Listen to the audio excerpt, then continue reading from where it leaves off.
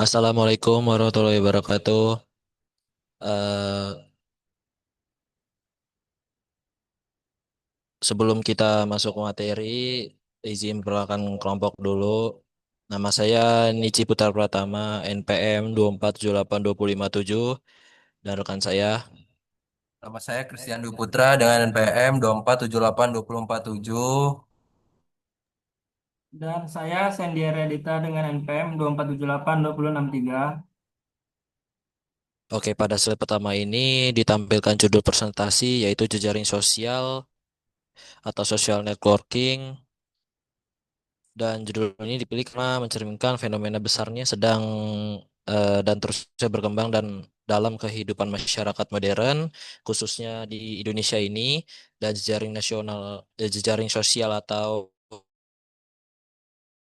social networking ini bukan lagi sekadar alat komunikasi ya, tetapi telah menjadi bagian dari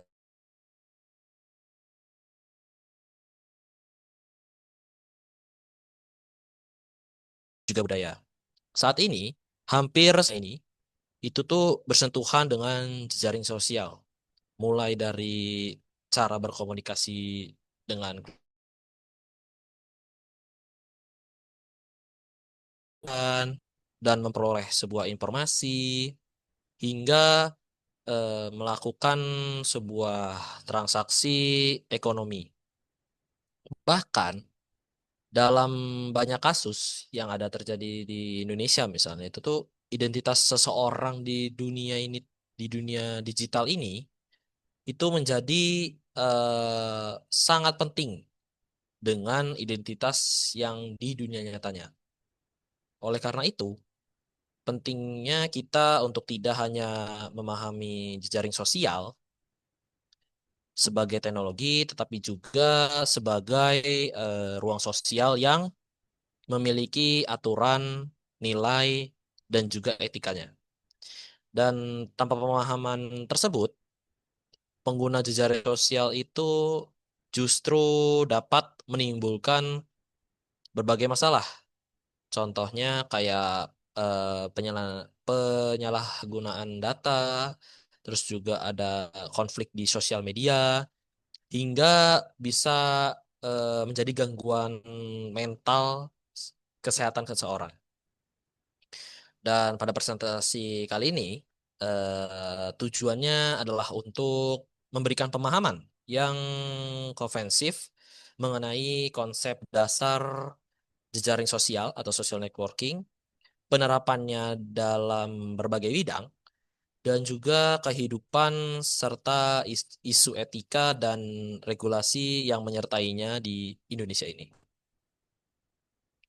Nah, selanjutnya kita masuk pada slide pendahuluan.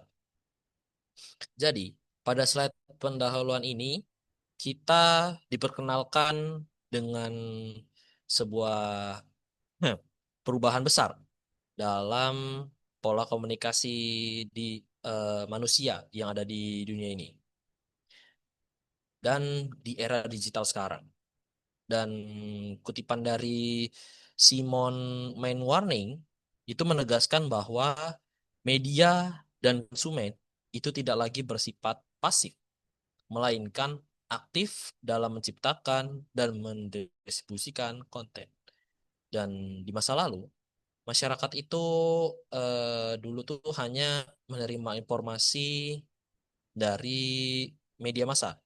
Contohnya televisi, radio, dan juga biasanya koran ya, yang bisa dijual di pinggir jalan, di toko-toko pinggir jalan. Dan kalau televisi mungkin masih belum banyak yang memilikinya, tapi bisa eh, setidaknya sedikit orang mempunyai televisi supaya mendapatkan informasi. Dan kalau radio ini udah sangat familiar sebelumnya ya, familiar pada warga-warga zaman dulu itu tuh untuk kalau mengambil informasi itu bisa dari radio. Dan itu tuh masuknya jatuhnya kayak informasi bersifat satu arah. Dan masyarakat itu masih belum memiliki banyak ruang untuk mengekspresikan pendapat mereka gitu.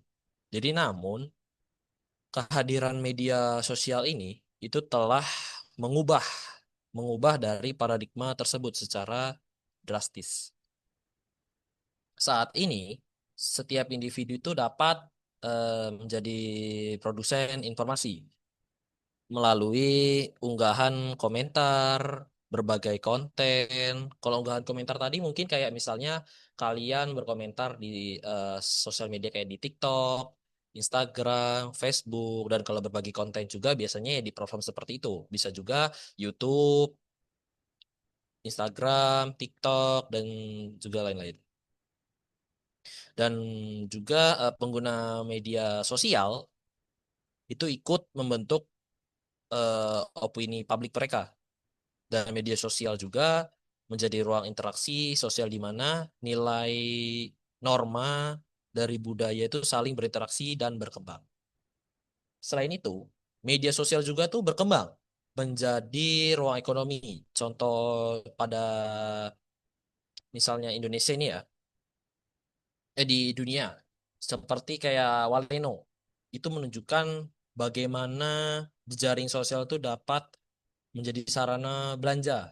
Jadi di Indonesia fenomena ini itu terlihat melalui kalau yang biasanya di Indonesia ini kayak TikTok Shop, Shopee, Tokped atau Tokopedia, Lazada, dan Shopee Live juga banyak dan media sosial yang tidak hanya menghubungkan pada manusia, tetapi juga mempertemukan penjual dan pembeli secara langsung.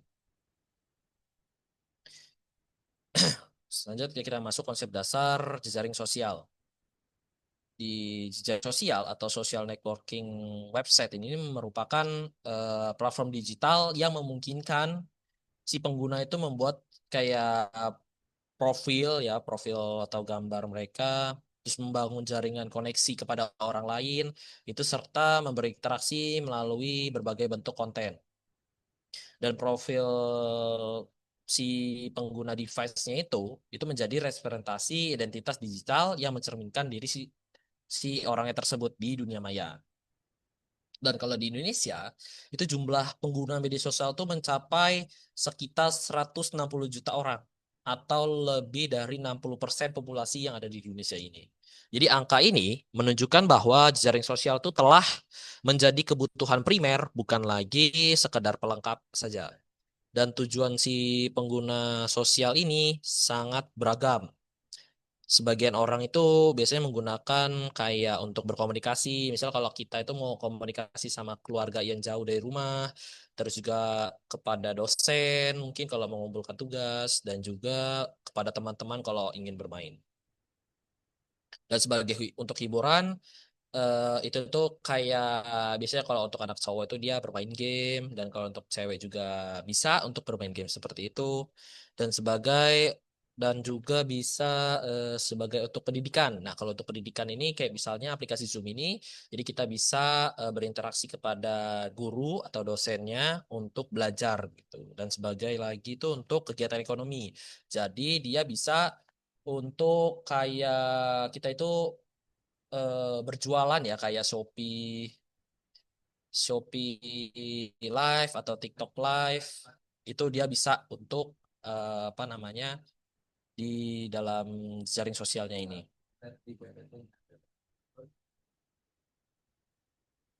Dan karakteristik utama dari jaring sosial ini tuh meliputi kayak tadi ya, ada profil muka penggunanya, jaringan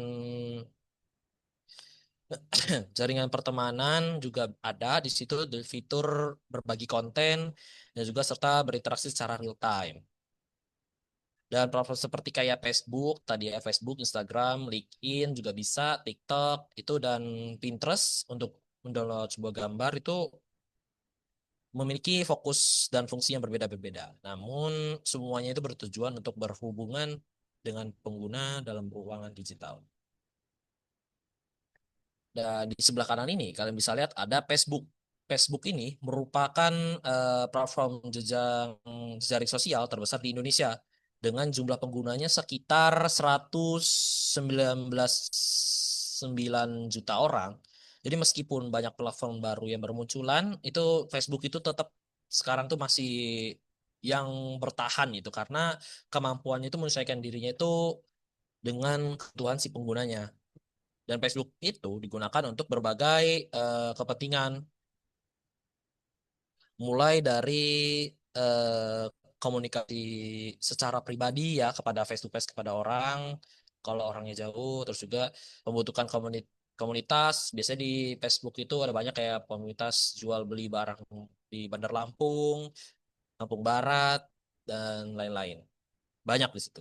Dan hingga promosi bisnis seperti tadi ya, untuk jualan dan juga memperkembangkan bisnis mereka juga bisa di situ.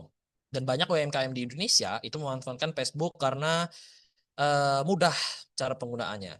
Mudah digunakannya itu sangat mudah dan memiliki jangkauan yang luas hampir di seluruh Indonesia ini. Dan keberhasilan Facebook itu menunjukkan bahwa jejaring sosial itu sangat mampu mengutarakan kepercayaan si pengguna dan beradaptasi dengan perubahan teknologi akan tetap relevan di tengah persaingan digital. Selanjutnya akan dijelaskan oleh rekan saya.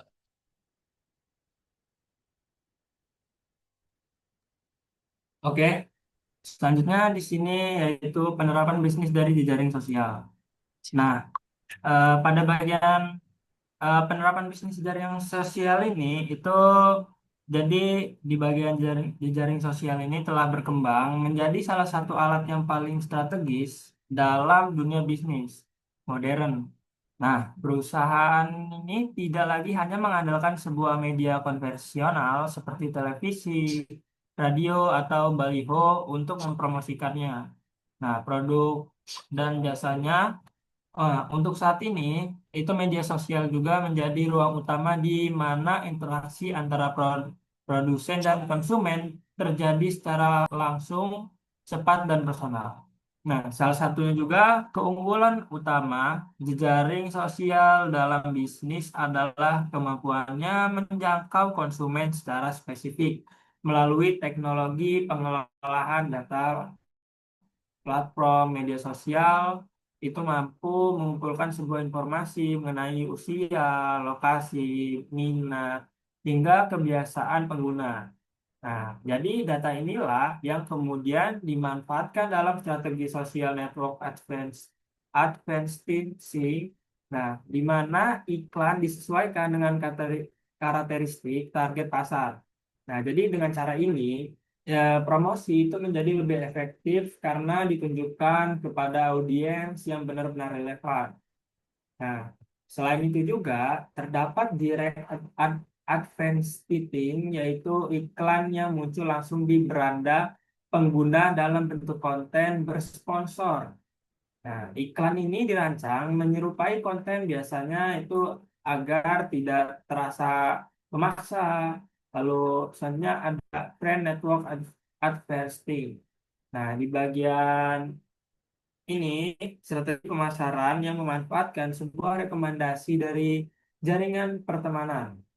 Nah, jadi ketika seseorang itu melihat temannya menyukai atau merekomendasikan suatu produk, jadi tingkat kepercayaan terhadap produk tersebut itu cenderung meningkat. Nah, biasanya kan kita juga sering ya seperti itu ya, atau mengikuti teman-teman. Nah, jadi selanjutnya ada peran influencer. Nah, di bagian peran influencer ini juga menjadi sangat penting dalam ekosistem bisnis media sosial influencer. Influencer dianggap sebagai figur yang dekat dengan audiens dan mampu membentuk opini serta persepsi konsumen.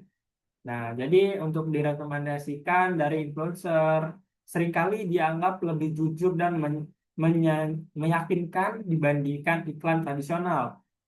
Nah, jadi biasanya oleh karena itu banyak dari perusahaan-perusahaan ini itu menjalin kerjasama dengan influencer untuk memperluas sebuah jangkauan pasar. Nah, di Indonesia itu juga penerapan bisnis ini melalui jejaring sosial dapat dilihat dari kesuksesan perusahaan seperti Shopee, Gojek, dan Indomie. Nah, itu kan udah termasuk apa ya perusahaan besar ya, udah lama besar lagi.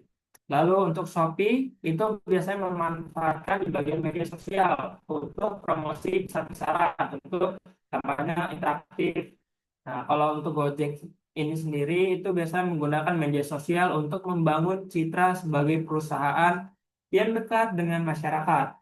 Nah, sementara untuk Indomie sendiri itu berhasil menjaga relevansi merek dengan mengikuti tren dan budaya digital. Nah, jadi untuk hal ini menunjukkan bahwa jejaring sosial bukan hanya alat promosi, tetapi juga sarana membangun identitas dan hubungan jangka panjang dengan konsumen. Begitu.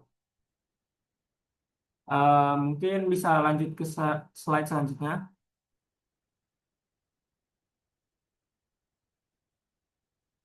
Nah, di sini selanjutnya itu adalah etika media sosial dalam dunia kerja. Nih, dalam dunia kerja ini ada rekrutmen, lalu ada risiko diskriminasi, ada pelanggaran privasi, ya, lalu ada perlindungan hukum dan best practices.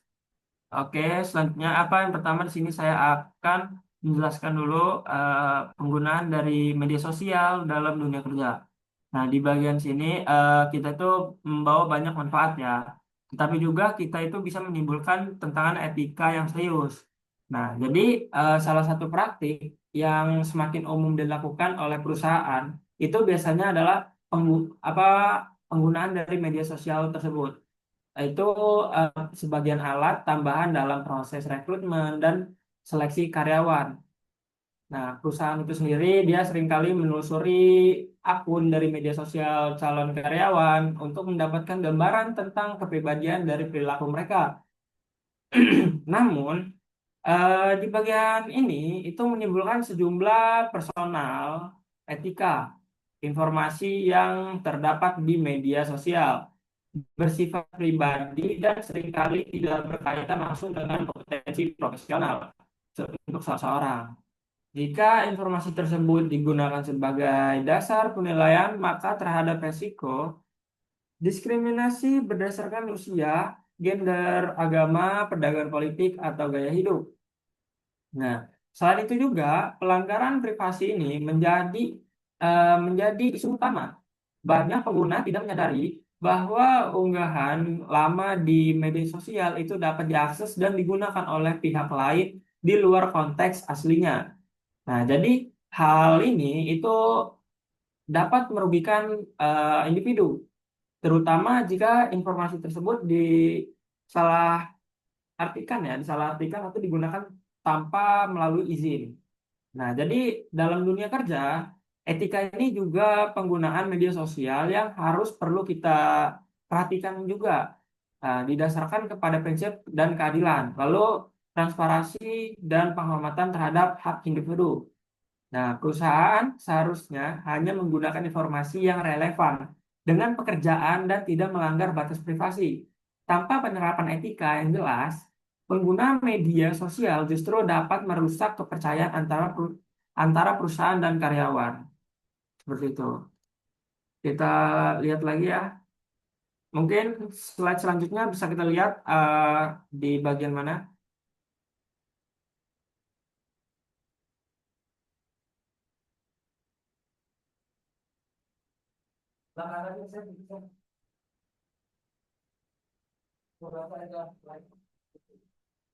Oke, di sini perlindungan hukum ya, dan best practices. Nah, di bagian yang di bawah gambar ya, di bawah gambar itu kan ada kan kebijakan media sosial perusahaan yang jelas, lalu ada persetujuan eksplisit dari kandidat, lalu ada evaluasi objek tanpa bias. Nah, di sini untuk mengatasi berbagai risiko yang muncul dari penggunaan media sosial, pemerintah Indonesia telah menetapkan sejumlah regulasi. Salah satu regulasi itu penting adalah Undang-Undang Perlindungan Data Pribadi tahun 2022 yang mengatur bagaimana data privasi ini harus dikumpulkan dan disimpan menggunakan undang-undang. Jadi undang-undang juga ini bertujuan untuk melindungi hak individu agar data pribadinya tidak disalahgunakan. Nah, selain itu juga, undang-undang ini ketenagaan kerjaannya itu juga mengatur hubungan antara perusahaan dan pekerja, termasuk dalam konteks penggunaan teknologi digital. Nah, regulasi ini menegaskan bahwa perusahaan harus memperlakukan pekerja secara adil dan tidak diskriminatif. Nah, di samping regulasi, itu penerapan best practice sangat diperlukan. Perusahaan itu perlu memiliki kebijakan media sosial yang jelas dan tertulis. Nah, jadi kebijakan ini juga harus menjelaskan nih batasan penggunaan dari media sosial ini seberapa baik oleh perusahaan maupun oleh karyawan. Nah, selain itu juga perusahaan ini harus meminta persetujuan eksplisit jika ingin menggunakan data pribadi kandidat atau karyawan. Nah, evaluasi kandidat dan karyawan ini juga harus dilakukan dengan objektif, berdasarkan kompetensi dan kinerja, bukan berdasarkan aktivitas pribadi di media sosial. Dengan kombinasi regulasi hukum dan praktik yang terbaik, itu biasanya pengguna media sosial dapat dilakukan secara aman dan etis. Oke, mungkin slide selanjutnya di sini akan dilanjutkan oleh rekan saya. Oke, baik. Di sini saya akan melanjutkan pada slide layanan pelanggan melalui media sosial. Di sini media sosial telah mengubah cara perusahaan berinteraksi dengan pelanggan. Jika sebelumnya layanan pelanggan dilakukan melalui telepon atau email, kini medsos menjadi kanal utama karena sifatnya yang cepat dan interaktif. Melalui medsos, pelanggan dapat menyampaikan keluhan, pertanyaan, atau masukan secara langsung. Respon yang cepat menunjukkan bahwa perusahaan peduli terhadap pelanggan. Selain itu, interaksi yang dilakukan secara publik mendorong perusahaan untuk bersikap lebih transparan dan bertanggung jawab. Di Indonesia, perusahaan seperti Telkomsel, BCA, dan Tokopedia Care telah memanfaatkan media sosial sebagai sarana layanan pelanggan.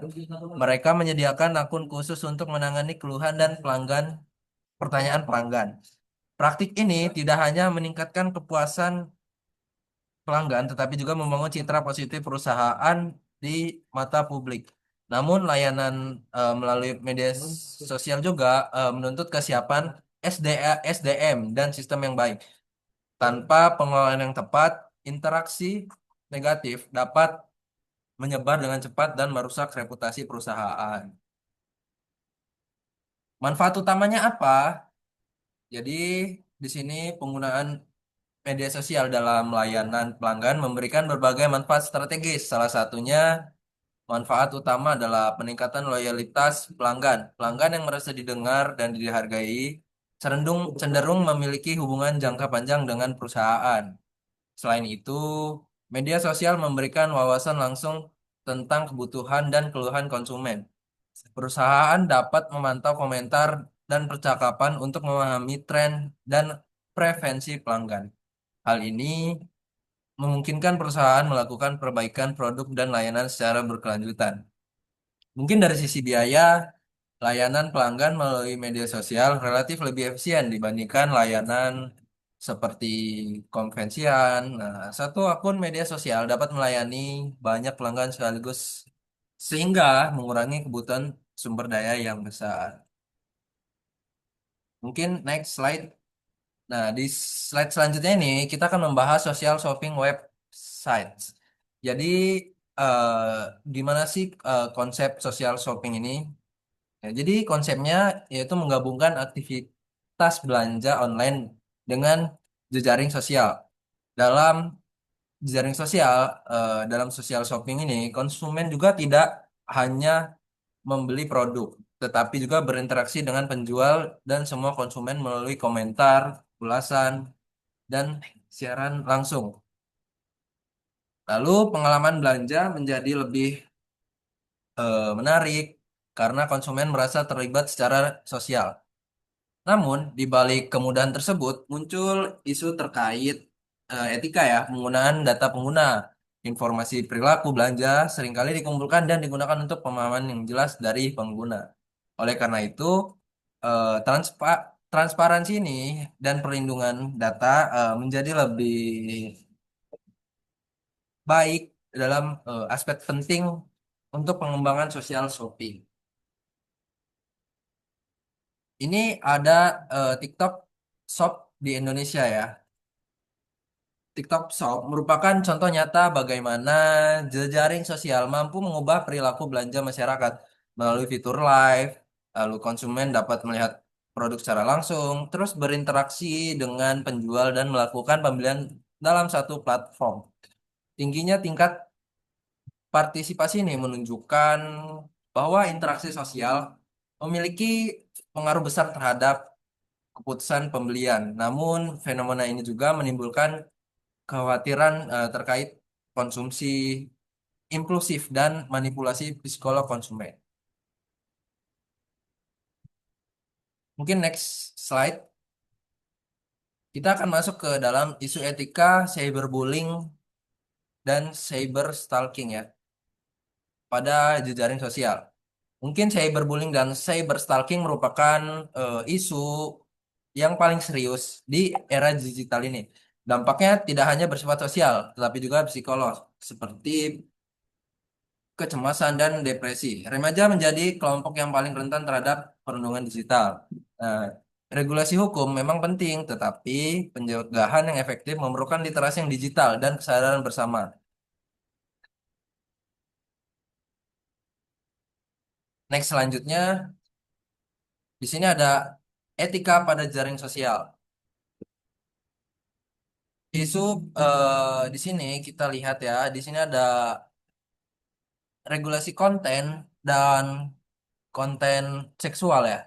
Jadi isu predator seksual online ini penyebaran konten tidak pantas menjadi tantangan besar dalam penggunaan media sosial. Anak-anak merupakan kelompok yang paling rentan terhadap eksploitasi digital. Oleh karena itu, regulasi konten dan pengawasan yang ketat sangat diperlukan untuk menciptakan digital yang aman. Lalu di sini ada dunia virtual metaverse. Nah, next selanjutnya.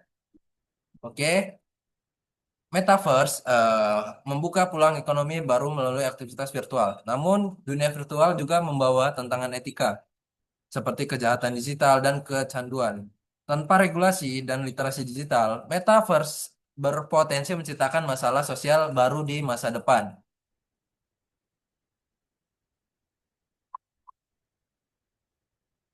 Mungkin eh, next slides. Di sini kita akan masuk ke ringkasan. Ringkasan seperti biasa ya, social networking yaitu platform interaktif dengan 160 juta pengguna di Indonesia. Lalu cyber network activersing, strategi pemasaran berbasis data pengguna. Dan yang terakhir ada cyberbullying dan cyber stalking serta etika dunia virtual. Mungkin kita tanpa berlama-lama kita akan masuk ke pertanyaan dan diskusi. Mungkin pertanyaan yang pertama akan saya bacakan dan dijawab oleh rekan-rekan saya. Pertanyaan yang pertama, apakah media sosial lebih banyak manfaat atau mudaratnya bagi masyarakat modern? Bisa dijawab oleh Nici. Tes tes. Kalau menurut saya media sosial itu lebih banyak memberi manfaat ya bagi masyarakat modern, terutama dalam hal komunikasi dan juga akses informasinya. Karena kalau untuk hal komunikasi itu biasanya kalau kita itu paling sering banget untuk gunain. Untuk misalnya kayak tadi ya saya sudah jelasin sebelumnya kayak mau ngechat dengan keluarga yang jauh atau saudara-saudara yang jauh dan juga bisa juga berkomunikasi ke teman-teman yang rumahnya yang lumayan jauh dari rumah kita dan juga bisa chat ke apa namanya sepupu-sepupu juga dan juga untuk bisa mengakses informasi yang seperti tadi kayak bisa misalnya di Google ya kayak misalnya di Tribun Lampung terus ada dan lain-lain ya. Dan saat ini tuh kita bisa mendapatkan berita, pembelajaran, dan peluang usaha dengan sangat cepat. Karena media sosial juga itu membantu UMKM memasarkan produk mereka tanpa harus memiliki modal yang besar gitu.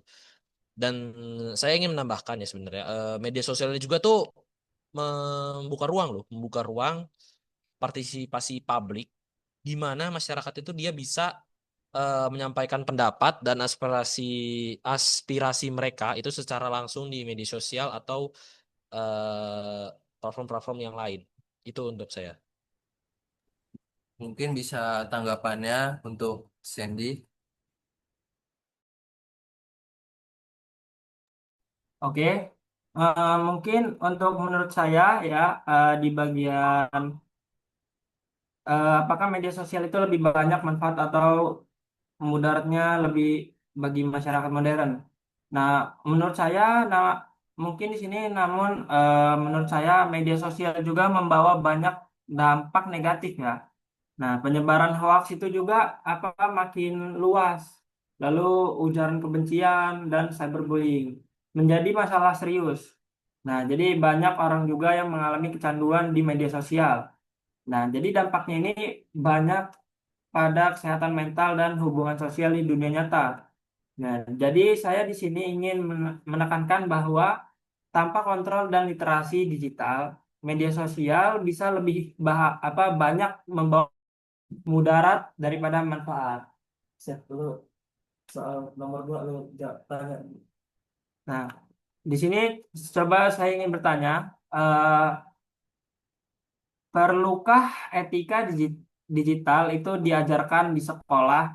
Kira-kira gimana untuk Niki atau Christian?